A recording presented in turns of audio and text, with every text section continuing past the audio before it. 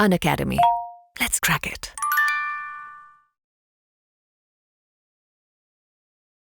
मैं कह रहा हूं एक केस है, केस का नाम है Sushila Agarwal versus NCT of Delhi.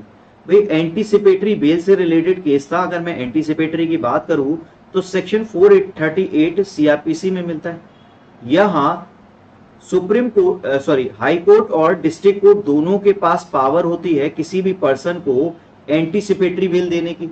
अगर मैं बोलूं एंटीसिपेटरी बेल क्या होती है, तो भाई पुलिस जैसे ही आपको अरेस्ट करेगी, पुलिस जैसे ही आपको अरेस्ट करेगी तो एंटीसिपेटरी बेल आपको मजिस्ट्रेट के सामने प्रोड्यूस करने पे मजबूर नहीं कर सकता और आपको वहीं छोड़ देगा। यानी कि एक तरीके से ये प्रोटेक्शन ऑर्डर होता है अगेंस्ट स्टे, अगेंस्ट अरेस्ट। भाई ऐसा नहीं होता कि पुलिस अरेस्ट करने ही नहीं आती। भाई आपने अगर इसे पुलिस थाने में भिजवा दिया है तो ठीक है, और अगर पुलिस आती है तो वो प्रोटेक्शन ऑर्डर यानी कि आपका एंटीसिपेटरी ऑर्डर देखने के बाद तुरंत आपको छोड़ देगी। तो ये आपका एंटीसिपेटरी बेल से रिलेटेड मैंने एक माइन्यूट सा प्रोविजन बता दिया आपको। मगर इस केस लॉ में क्या बोला, यहां कहते हैं protection under anticipatory bail should not be fixed for limited period. यानी कि क्या एंटीसिपेटरी बेल कितने टाइम के लिए मिली है, क्या इसका कोई टाइम पीरियड फिक्स किया जा सकता है।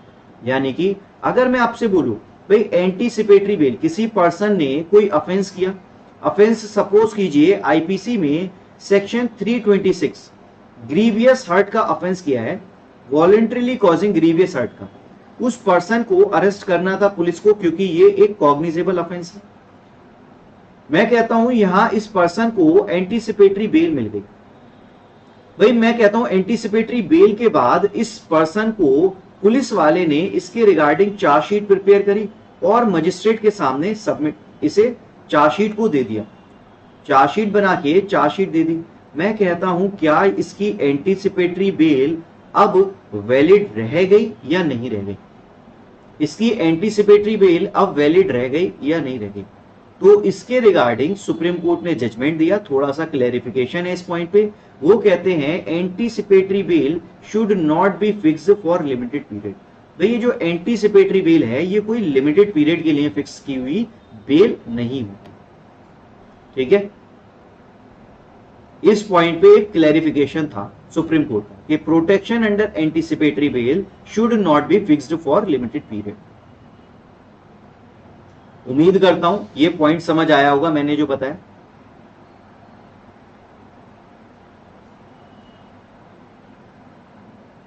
जी गुरमीत जी, थैंक यू वेरी मच। चलिए नेक्स्ट क्वेश्चन की हम बात कर लेते हैं। नेक्स्ट क्वेश्चन है कांता राव राजीव वरु versus India's young lawyer association through it's general secretary. ये पिटीशन फाइल किया गया है, 2020 का है। साइटेशन आप देख सकते हैं, चेक कर सकते हैं। भाई इस केस में सुप्रीम कोर्ट ने क्या बोला, सुप्रीम कोर्ट ने बोला कि वो रेफर कर सकते हैं question of law to larger bench when exercising review jurisdiction.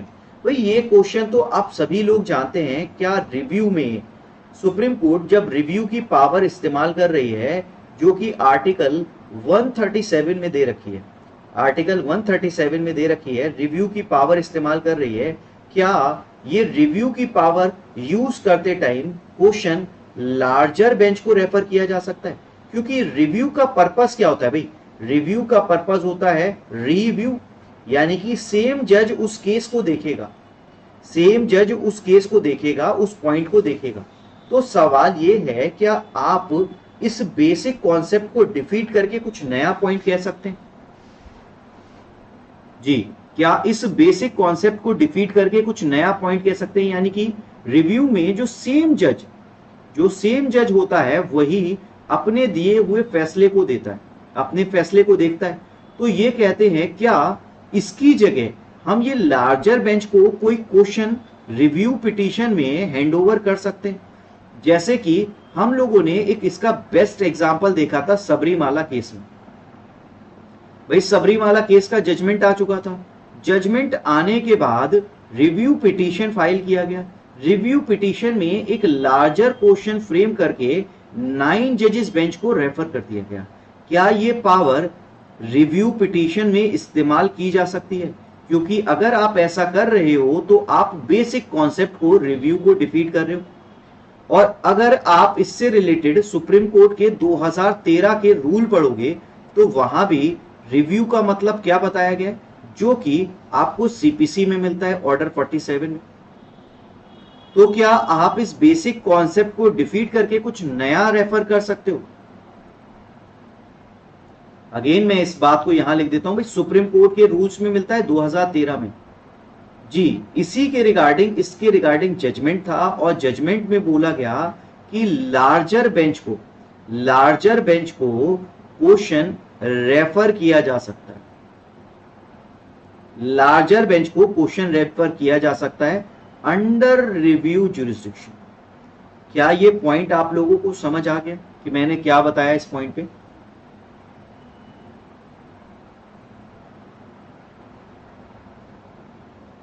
क्या लार्जर बेंच को क्वेश्चन रेफर किया जा सकता है, इससे रिलेटेड मैंने आपको ये पॉइंट बताया।